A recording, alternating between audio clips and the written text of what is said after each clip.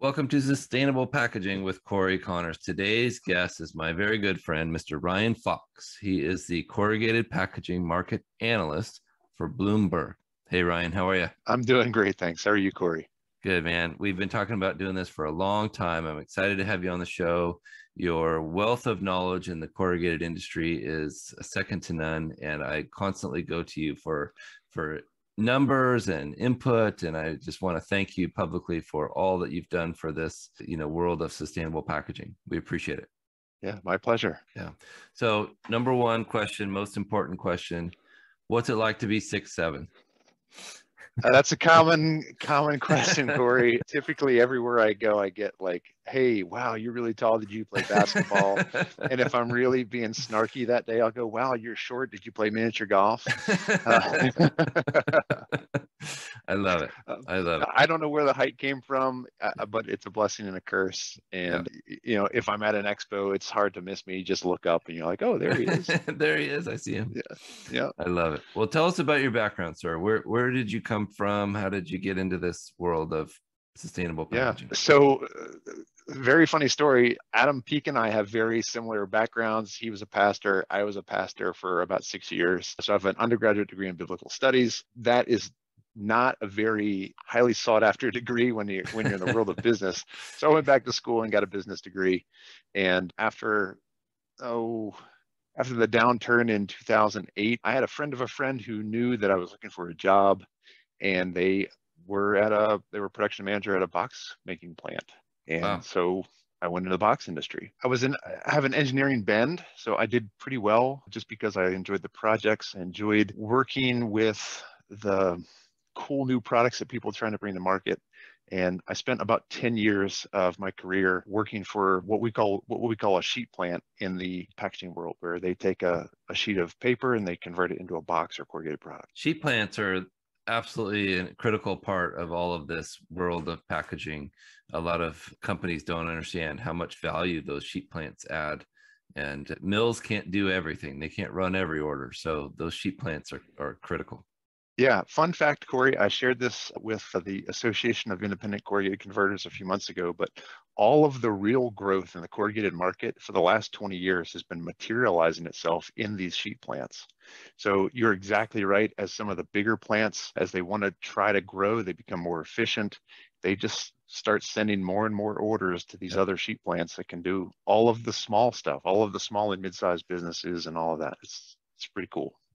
Totally makes sense to me. Like you, I spent 5 years in working at Weyerhaeuser, which was a mill, and they didn't want to run 1,000 boxes. They want to run 100,000 boxes. So it all makes sense to me. Yeah. But tell us about Bloomberg. What is Bloomberg? What are you doing there? How does it work? Yeah, so a lot of people go to Bloomberg for business information. So my group is called Green Markets. We're kind of under the umbrella of Bloomberg Intelligence, and we do industry research. So I study the corrugated market, and we identified some areas where the industry was being underreported. There just was some area for us to find more tangible information for the marketplace. And so we started engaging producers with a variety of new questions. And we've developed a demand index. We report on things that just have a very high level of utility. And we're getting a very good response to the work that we're doing. It's invaluable because we need to know what's coming, what the trends are, so we can plan ahead. That's the number one thing for packaging and a lot of people don't understand that concept. We need lead time. We need to plan ahead, but it's also the most difficult thing in packaging. Well, that's exactly right. And with the pandemic, we saw, for the last 2 years, there's been a massive influx of orders. The longest lead time that I have recorded is an average of 22 business days. Yeah. Now, that's an average. There were times where producers were out 6 weeks. It depended on what kind of product. It could have been 15 weeks. So we're starting to see a rebound. Things are starting to turn the other direction. Yeah. There was a problem with labor, but Yeah. but all in all, things are starting to, I'll say, level out and come back around to normal. Well, that leads right into my next question. Do you think that production can catch up to demand soon? Well, so that is the question. And Yeah. for many years, production did equal demand. We started to really see a gap last year where demand was so high, and between people getting COVID and not being able to come to work, or maybe they were just going on to find another job, whatever the case may be, there was a gap between what the perceived demand was like in the industry and what the industry was able to produce. And yes, we are definitely seeing a more normalization, but I don't know that we're going to see it, I'll say soon. We don't know exactly when that'll happen, but definitely it's moving in that direction. And is that increased capacity coming from new plants, or are current plants shoving more equipment into current plants? Does that make A little sense? bit of both. Yeah, a little bit of both. There haven't been a whole lot of new plants, but there is the new capacity is just like you're saying, where people have invested very heavily in new equipment. It's faster, it's more efficient.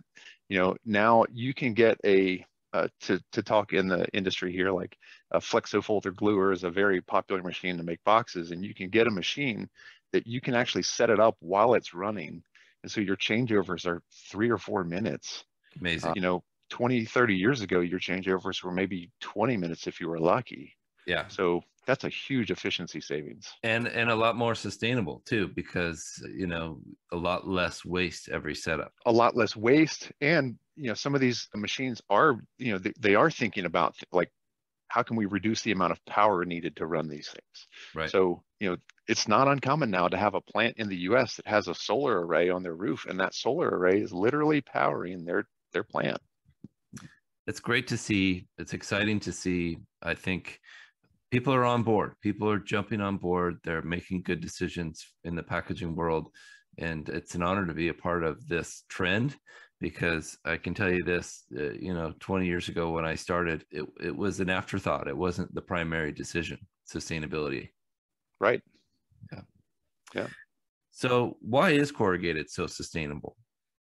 Well, corrugated is sustainable because it is a renewable resource, and it is one of the most widely recycled products in the market. The things that people don't realize is that just because something is recyclable doesn't mean that it is recycled.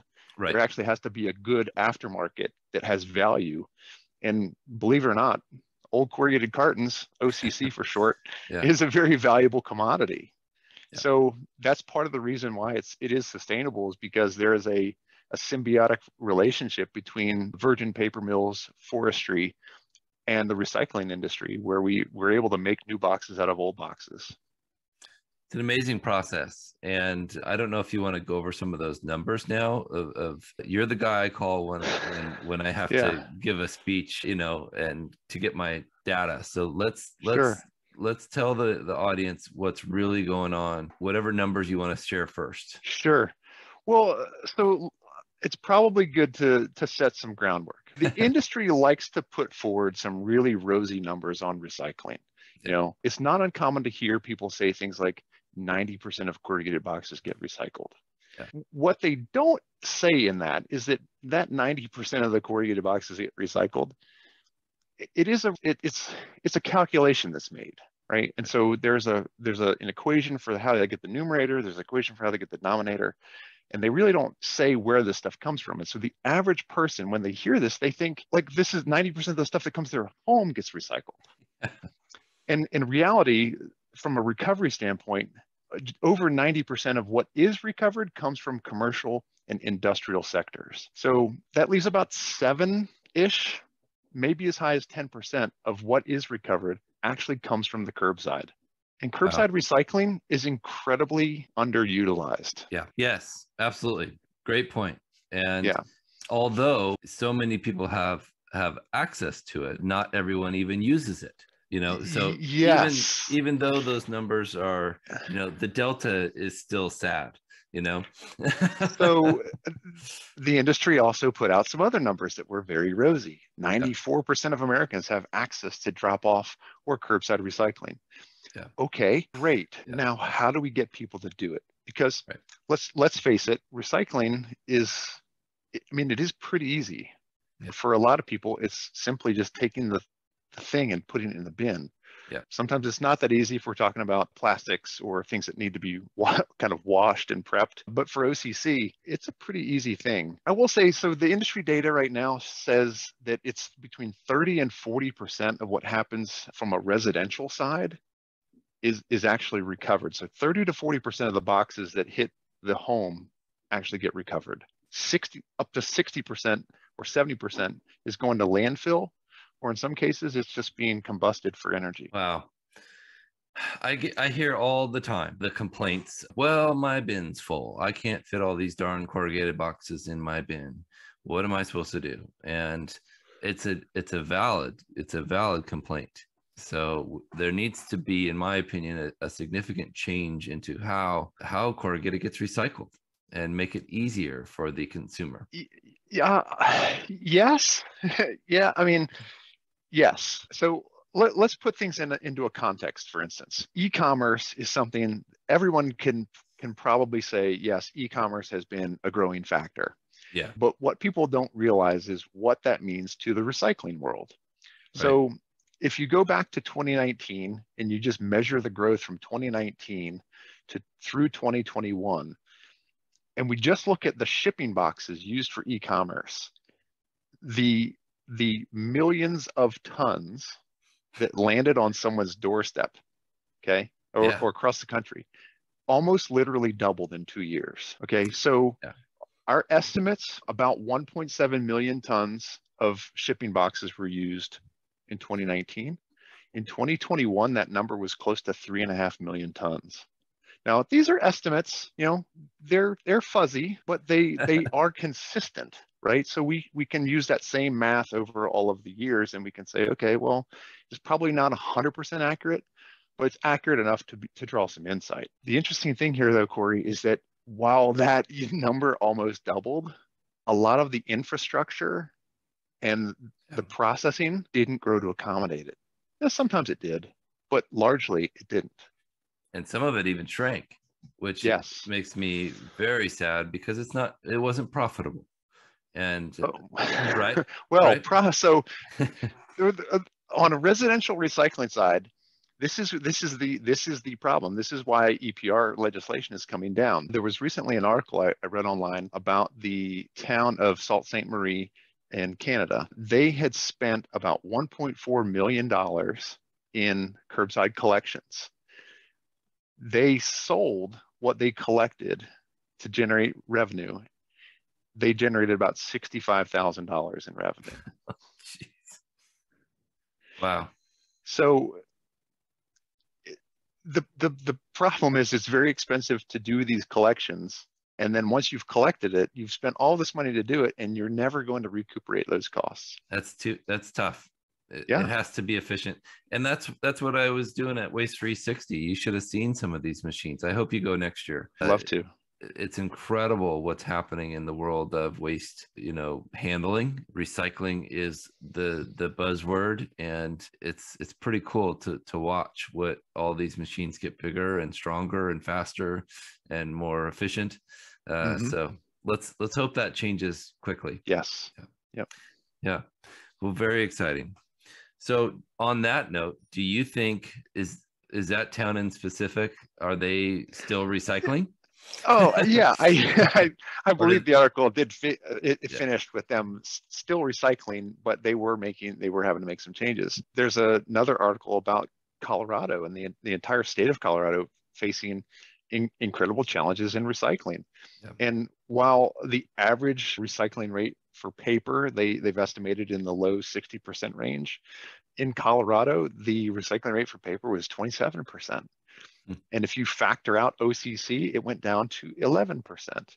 Wow. So yeah, each state is going to have their own expression of recycling and the challenges that are facing them when it comes to recycling. This is a very hard thing to paint with a broad brush, because there are just so many challenges from state to state, and even within the state, county to county or town to town. Yeah, that's the point right there. County to county or town to town. I've spoken to a couple people about the issues in Colorado, and cities like Boulder have recycling rates upwards of 67%, whereas other cities have less than 10%. Right. It's the dichotomy is incredible, and the difference is massive. And why is that? Well, it's not convenient.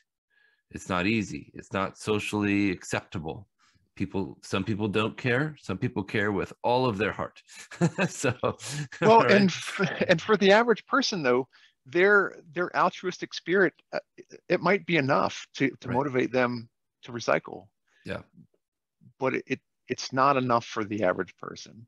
yeah, And so I think ultimately what might need to happen is we might need to have redemption centers on some level. Or right. there's a there's a company right now that is essentially privatizing, or even, I don't know if you would use the word franchising, but what they're able to do is they're able to send you a group of super sacks, and you can start your own recycling, I'll say, business.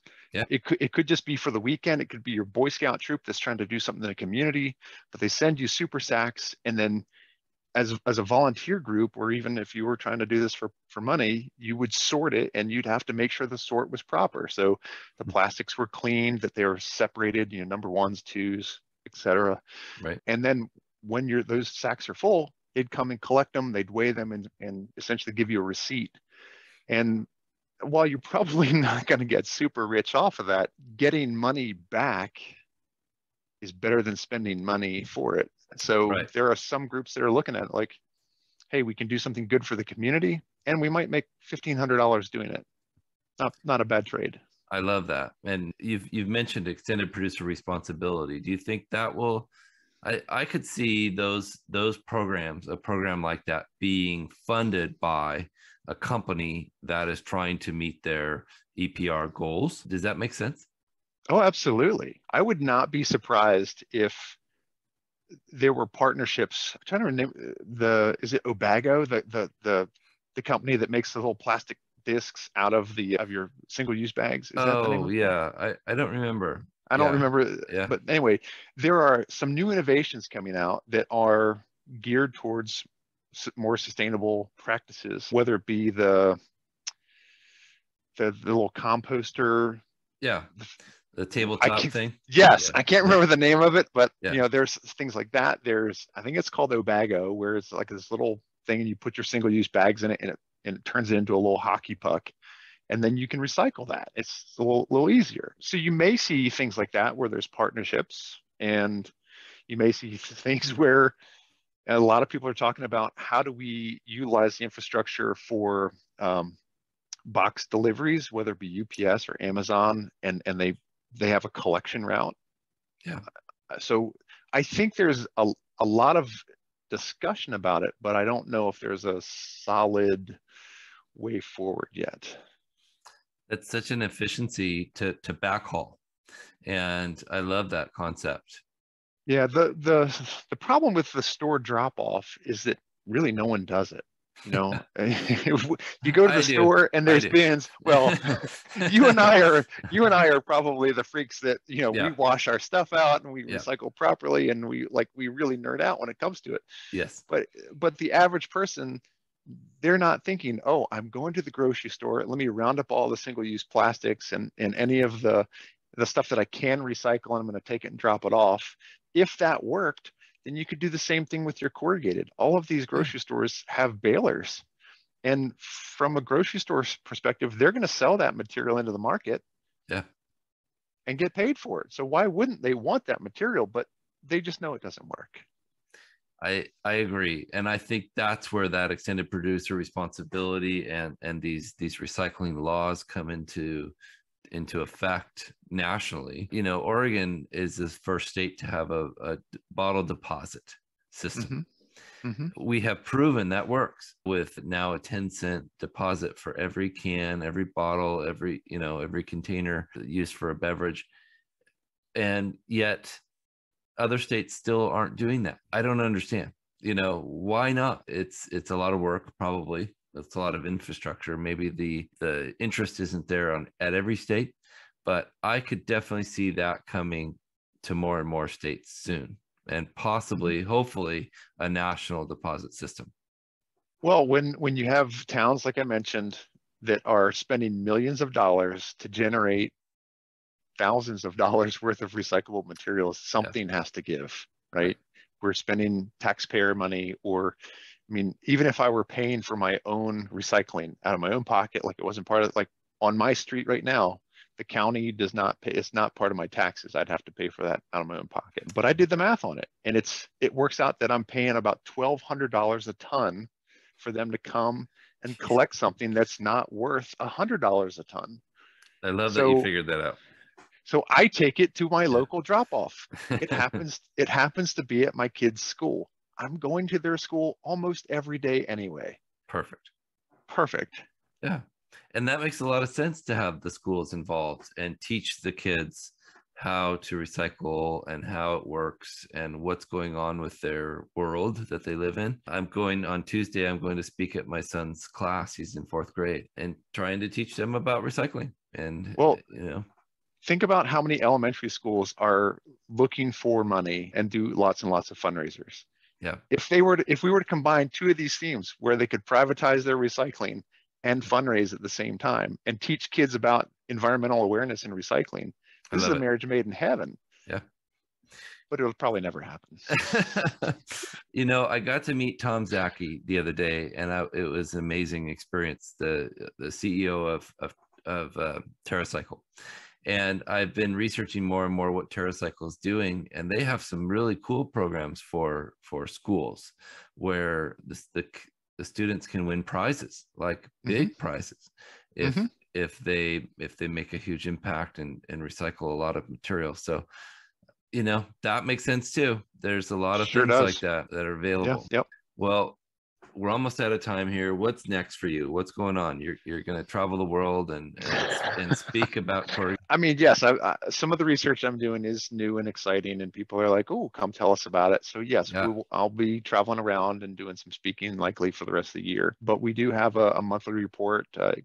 So there's a market analysis that comes out at the last Thursday of every month. And then there's a mid-month report that follows different trends. A lot of this I just wrote about in our mid-month report for May. It was about OCC and recycling. So I was able to share it was appropriate timing. Good. But you can find us by going to www.green-markets.com, and then you can find the box report from there. And how about you? How do we get in touch with you personally? Yeah, I'm on LinkedIn. You can follow me in my wild BMC collection. For those not in the know, BMC's box maker certificate. I love your posts. And, I find these little things on the bottom of boxes, and I collect them like baseball cards. So it's fun. In the US, there's about 1,150 manufacturing sites. I've got about 120. So I got a long way to go. I'd love to see you frame them someday somehow, pick out the I want a ones. map right back here. This would be, be a great place for a map. But yeah, put one for every state. Perfect. It would be awesome. Excellent. Well, thank you, sir. I appreciate your wisdom and your friendship, and I'm thankful for what you're doing because it's so valuable. I'd like to thank Landsberg Aurora for sponsoring this podcast. If you're listening, give us a review. We appreciate it, and make sure you subscribe so you don't miss the next episode. Thanks so much, Ryan. Thank you, Cory.